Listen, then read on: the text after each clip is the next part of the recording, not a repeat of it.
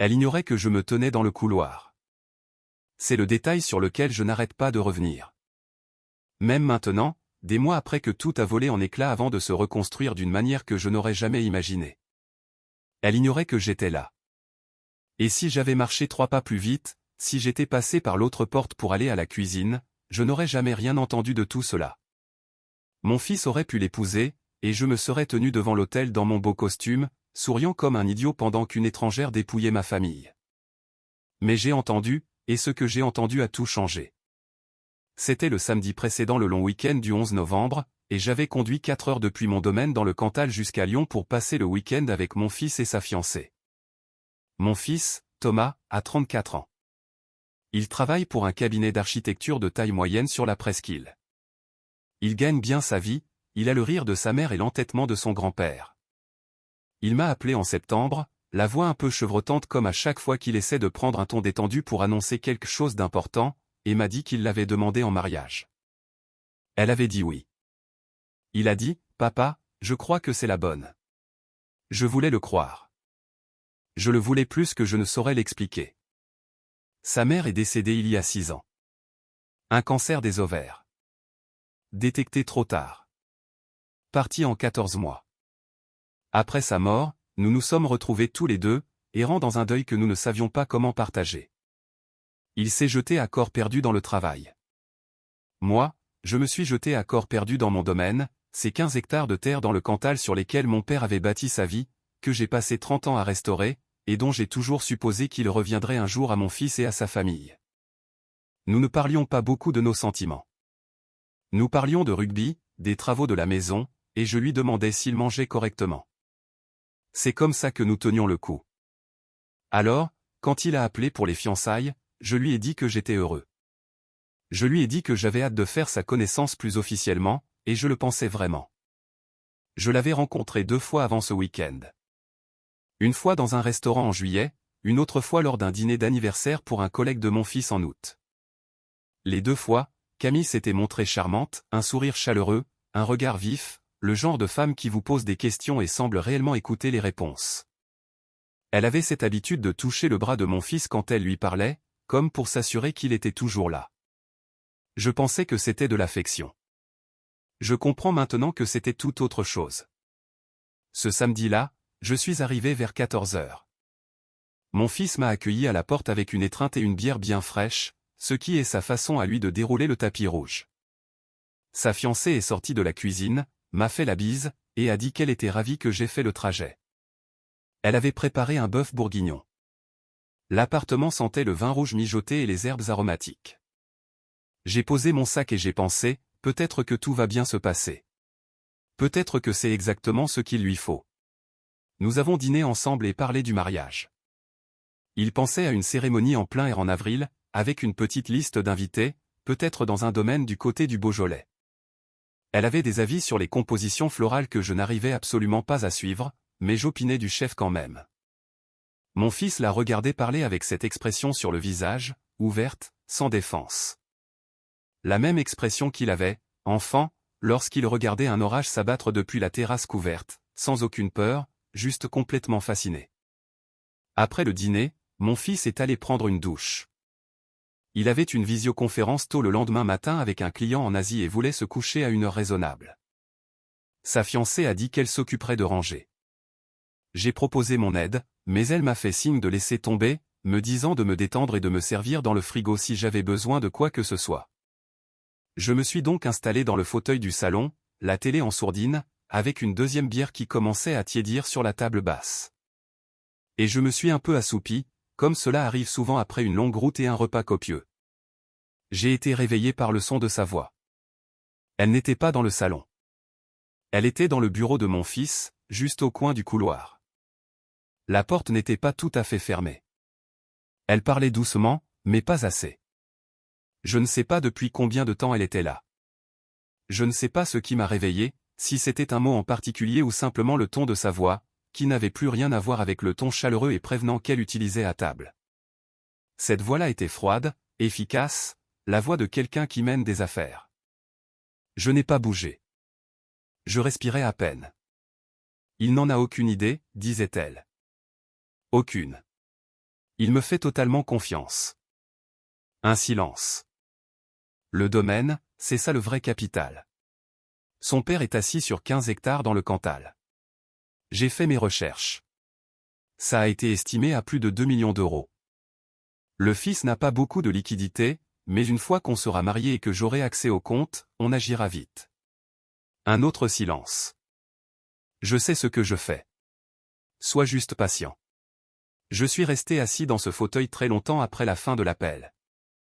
Je l'ai entendu sortir du bureau, j'ai entendu l'eau couler dans la cuisine, les bruits étouffés de quelqu'un qui finit la vaisselle, et je suis resté là, ma bière à la main, pendant que la télévision parlait dans le vide. Et j'ai repensé au visage de mon fils pendant le dîner. Ce visage ouvert et sans défense. Je n'ai jamais ressenti un tel mélange de rage et de chagrin avec autant de clarté qu'à cet instant. C'était comme être tiré dans deux directions opposées avec assez de force pour déchirer quelque chose. Je ne l'ai pas confronté. Je veux être clair là-dessus, car beaucoup d'hommes de mon âge l'auraient fait. J'ai 63 ans. J'ai passé 31 ans à travailler comme ingénieur en génie civil, et la première chose que l'on apprend dans ce métier, c'est qu'on ne bouge pas tant qu'on n'a pas compris à quoi on a réellement affaire. On n'abat pas un mur avant de savoir s'il est porteur. On évalue, on planifie, et on agit quand on a toutes les cartes en main. Alors, j'ai fini ma bière. Je suis allé me coucher dans la chambre d'amis. Je me suis allongé sur le dos dans le noir, j'ai écouté les bruits de l'appartement autour de moi, et j'ai réfléchi à ce que j'avais entendu, en le retournant dans ma tête comme on retourne une poutre pour y chercher la pourriture. Elle avait fait des recherches sur le domaine. Elle connaissait la superficie. Elle connaissait l'estimation financière. Elle avait quelqu'un à l'autre bout du fil, quelqu'un qui attendait, quelqu'un avec qui elle se coordonnait. Elle avait un plan. Et mon fils n'en était pas le partenaire. Il en était le mécanisme. Le lendemain matin, j'ai pris le petit déjeuner avec eux, j'ai fait mes au revoir, et j'ai repris la route pour rentrer dans le Cantal. Je n'ai pas dit à mon fils ce que j'avais entendu. Pas encore. J'ai besoin que vous compreniez pourquoi. Mon fils n'est pas un homme naïf, mais c'est un homme confiant. Sa mère l'a élevé en lui apprenant à croire que les gens sont fondamentalement bons jusqu'à preuve du contraire. Et je n'ai jamais eu le cœur de la contredire. Même à ce moment-là, si j'étais entré dans la cuisine le dimanche matin en disant « Fiston, ta fiancée était au téléphone hier soir en train de planifier comment nous prendre tout ce qu'on a. » Il m'aurait regardé comme les enfants regardent un parent qui vient de dire une chose embarrassante lors d'une soirée. Il aurait été doux, patient, et il ne m'aurait pas cru. Il me fallait des preuves, pas une simple intuition, pas une conversation à moitié entendue, pas la seule parole d'un vieil homme qui a conduit 4 heures et s'est endormi dans un fauteuil. Il me fallait du concret. J'ai un ami de l'époque où j'étais encore en activité. Nous avons travaillé ensemble pendant près de 15 ans avant qu'il ne prenne sa retraite et ne se lance comme consultant privé. Il n'est pas détective privé. Il est bien meilleur que ça. Il a passé 8 ans à réaliser des audits de fraude pour le ministère de l'économie sur des marchés publics. Son cerveau fonctionne comme un système de classement redoutable. Je l'ai appelé le dimanche soir et je lui ai répété tout ce dont je me souvenais de cet appel téléphonique, mot pour mot, du mieux que je pouvais. Il est resté silencieux un instant. Puis il a demandé, « Depuis combien de temps sont-ils ensemble ?» « Environ 14 mois, lui ai-je répondu. Et il s'est raclé la gorge, elle connaissait la superficie et l'estimation exacte. « Oui, ai-je confirmé. Ce n'est pas le genre d'information qu'on apprend au détour d'une conversation, a-t-il dit. C'est de la recherche. Elle prépare son coup depuis un moment. » Il a fait une pause. « Laisse-moi passer quelques coups de fil. Ne fais rien pour l'instant. Ne change rien. Agis normalement. Agis normalement. » J'ai repassé cette instruction en boucle dans ma tête de très nombreuses fois par la suite, car ce qui a suivi ont été les 6 semaines les plus difficiles de ma vie, et chacune d'elles a exigé que je me comporte comme si de rien n'était. J'appelais mon fils le dimanche, comme d'habitude. Je lui posais des questions sur les préparatifs du mariage. Je lui demandais s'ils avaient visité des domaines.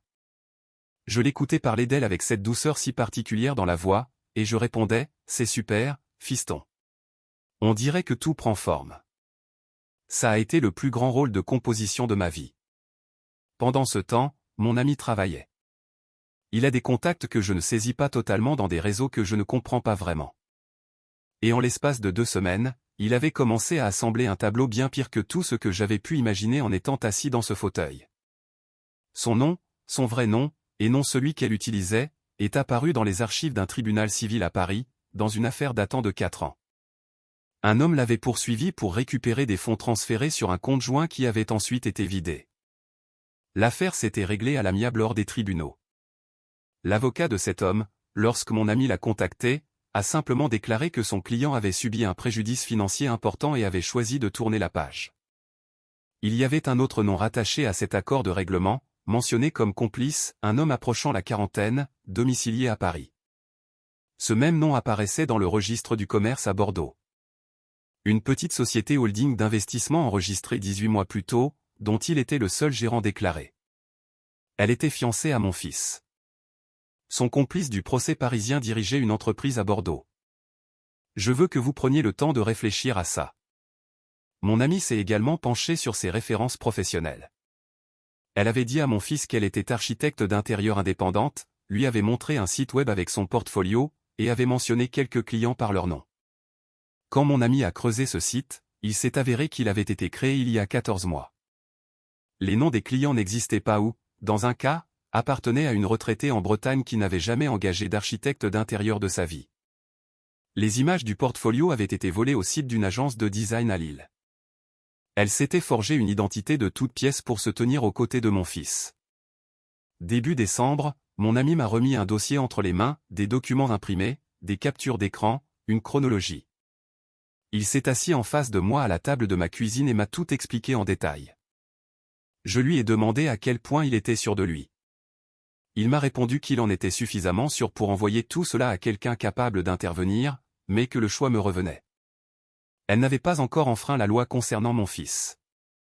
Les fiançailles tenaient toujours. Il était encore temps. Ce soir-là, j'ai marché jusqu'à la limite de mon domaine, à l'extrémité où mon père avait planté une rangée de chênes il y a 70 ans. Et je me suis tenu là, dans le froid, à réfléchir à ce que je devais faire. Je pouvais aller voir mon fils.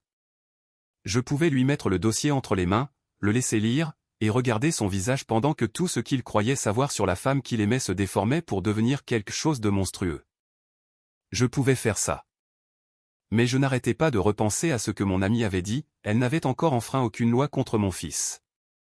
Ce qui signifiait qu'à la minute où elle saurait qu'elle était découverte, elle ferait simplement ses bagages. Aucune conséquence. Elle passerait à une autre cible. Cet homme à Paris l'aiderait à se fabriquer une nouvelle identité, et elle recommencerait avec le fils d'un autre, la famille d'un autre. Je ne voulais pas seulement sauver mon fils. Je voulais l'arrêter. J'ai donc pris une décision que je n'ai jamais regrettée, bien qu'elle m'ait coûté quelque chose. Je vais m'expliquer dans un instant. J'ai appelé mon fils et je lui ai dit que je voulais faire quelque chose de spécial pour les fêtes de fin d'année.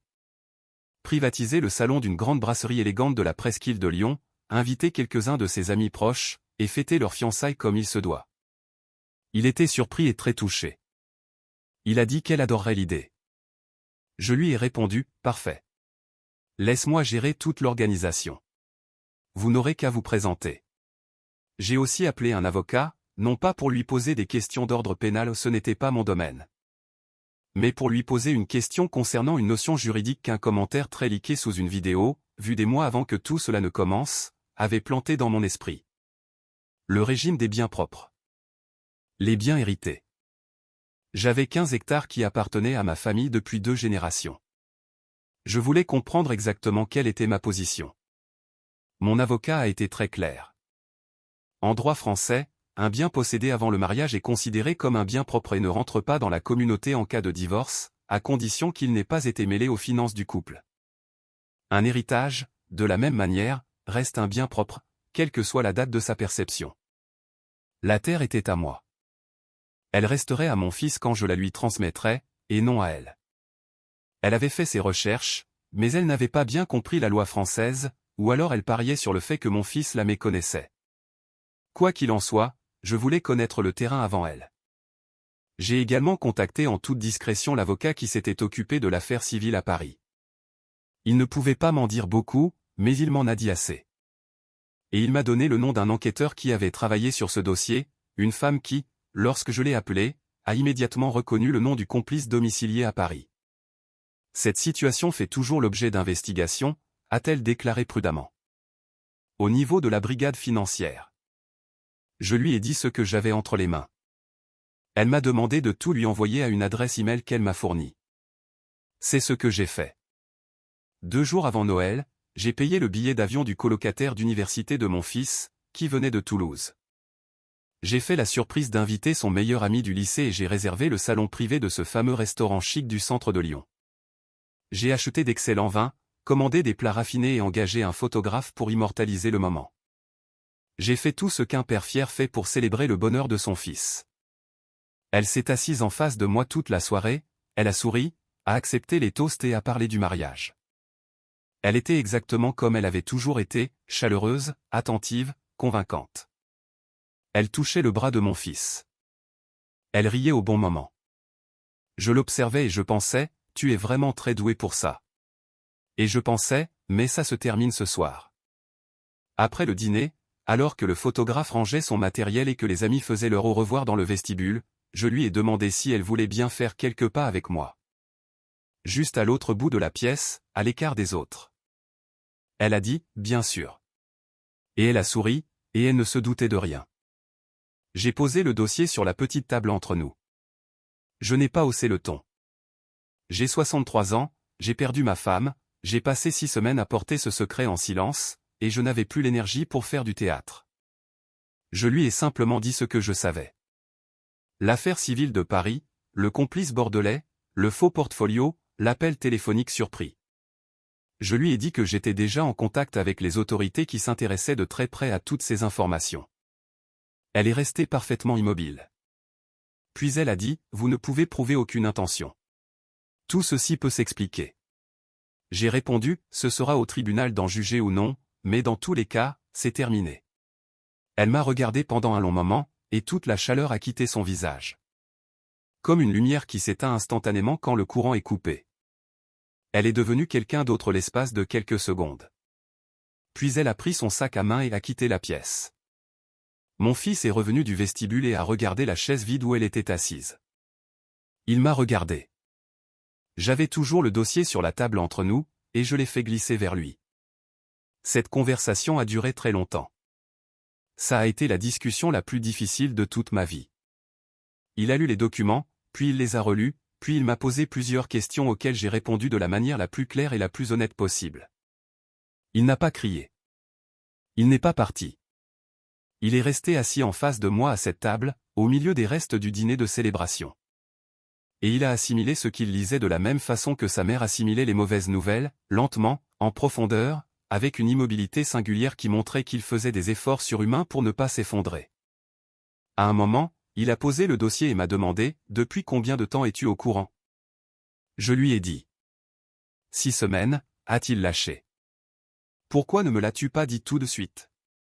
Je lui ai répondu que c'était parce que je ne voulais pas qu'elle s'en sorte sans conséquence, et parce que j'avais besoin qu'il voie des preuves concrètes, et pas seulement qu'il m'écoute parler.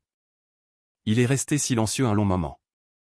Puis il a dit, « Je t'en veux de ne pas me l'avoir dit. » J'ai répondu, « Je sais. » Il a ajouté, « Mais je comprends aussi pourquoi tu ne l'as pas fait. » Nous sommes restés là encore un moment. Le personnel du restaurant est entré et a commencé à débarrasser la table autour de nous en silence, et aucun de nous n'a fait un geste pour les arrêter. Finalement, mon fils a posé ses coudes sur la table et a pressé ses paumes contre ses yeux, exactement comme il le faisait quand il était petit et qu'il essayait de ne pas pleurer. J'ai posé ma main sur son épaule et je n'ai rien dit, parce qu'il n'y avait rien à dire. Je veux être honnête sur ce qui a suivi. Parce que les gens veulent toujours la version lisse de ce genre d'histoire. La vengeance propre, le méchant puni, le héros réhabilité. La vraie vie est beaucoup plus brouillonne que ça. Elle n'a pas simplement disparu dans la nuit en silence. En janvier, elle a essayé de contacter mon fils à plusieurs reprises, avec un mélange de colère, d'explication, et de ce qui semblait conçu pour ressembler à des remords. Il n'a pas répondu. Elle a contacté son cabinet d'architecture une fois, ce qui était une grosse erreur, car l'employeur de mon fils prend les affaires professionnelles très au sérieux. Cet appel s'est soldé par une lettre de mise en demeure très ferme de la part de leur service juridique. L'homme de Paris, celui qui gérait la société holding à Bordeaux, était, comme l'enquêtrice me l'avait laissé entendre, déjà visé par une enquête de la brigade financière pour escroquerie en bande organisée et fraude fiscale. Je ne sais pas exactement quelles informations que j'ai fournies ont été utiles ni de quelle manière. Je sais seulement qu'à la fin du mois de février, son avocat a contacté celui de mon fils. Oui, nous avions tous les deux engagé des avocats à ce stade, pour ce qui s'apparentait à une requête visant à ce que mon fils fournisse une déclaration volontaire sur sa relation avec elle. C'est ce qu'il a fait. Son avocat était avec lui. En mars, l'homme de Paris a été mis en examen. Je n'en dirai pas plus, car je ne suis pas juriste et je ne veux pas déformer une procédure que je ne comprenais que de l'extérieur. Ce que je sais, c'est qu'elle a été désignée dans ce dossier de mise en examen comme complice. Début avril, mon fils et moi sommes allés au domaine dans le Cantal, sur les 15 hectares, sous les chênes, près de la vieille bâtisse en pierre que son grand-père a construite et que j'ai passé des années à restaurer lentement. Nous n'y étions pas allés ensemble depuis près de 3 ans. Nous avons marché le long de la clôture, exactement comme mon père le faisait avec moi. Et nous n'avons pas beaucoup parlé, ce qui a toujours été notre manière de communiquer sur les choses importantes. À l'extrémité du terrain, là où les chênes sont les plus vieux et où la lumière perce à travers les branches en longs faisceaux de fin d'après-midi, mon fils s'est arrêté. Il est resté là un instant, à regarder la crête au loin. Puis il m'a dit, « Je pensais vraiment que c'était la bonne, papa. » J'ai répondu, « Je sais. » Il a demandé, « Comment on sait qu'on se trompe sur quelqu'un à ce point-là ?» Je lui ai dit la vérité, parfois, on ne le sait pas. Parfois, on le découvre uniquement parce que quelqu'un qui vous aime était attentif au moment où vous ne pouviez pas vous permettre de l'être. Nous sommes retournés vers la maison, j'ai fait du café, et nous nous sommes assis sur la terrasse arrière, comme nous en avions l'habitude quand il était à l'université et qu'il rentrait pour les vacances. Il m'a posé des questions sur une section de la clôture qui avait besoin d'être remplacée. Je lui ai dit que j'attendais le printemps. Il a dit qu'il reviendrait en mai et qu'on le ferait ensemble. Je ne sais pas comment conclure une histoire comme celle-ci d'une façon qui donne un sentiment d'achèvement, car, pour être honnête, elle ne l'est pas. Mon fils va bien. Il travaille, il est prudent, et il a commencé à aller dîner avec une femme qu'il a rencontrée par le biais de son travail. Rien de sérieux pour le moment. Et lors de nos appels du dimanche, sa voix semble un peu plus légère qu'elle ne l'était en janvier. C'est réel. Et c'est ça qui compte. Le domaine est toujours là. Les vieux chênes sont toujours là. Le nom de mon fils est toujours sur mon testament, exactement là où il a toujours été. Ce à quoi je pense le plus, dans mes moments de silence, ce n'est ni à cette femme, ni à cet homme à Paris, ni à la mise en examen, ni à rien de tout cela. Je pense au visage de mon fils à cette table de restaurant, en train de lire ses documents. Pas à la colère, pas au choc, mais à ce qui est venu après. Cette immobilité, et la façon dont il m'a regardé quand il a finalement reposé le dossier. Il n'a pas dit merci. Il n'en avait pas besoin. Certaines choses entre un père et son fils existent en deçà du langage. Au même endroit où un enfant de 6 ans lève le bras sans regarder parce qu'il sait que la main de son père sera là pour l'attraper. J'ai 63 ans. J'ai enterré une femme, j'ai survécu à une carrière entière, et j'ai marché le long d'une clôture que mon père avait parcourue avant moi. Il ne me reste plus beaucoup d'illusions sur le monde ou sur les gens qui l'habitent. Mais j'ai mon fils, j'ai ces 15 hectares de terre, et j'ai la satisfaction toute particulière d'un homme qui a observé quelque chose de cassé et qui a pris le temps de le comprendre avant de décider de la marche à suivre. Elle pensait se marier dans une famille qui ne savait pas comment se protéger. Elle s'était lourdement trompée.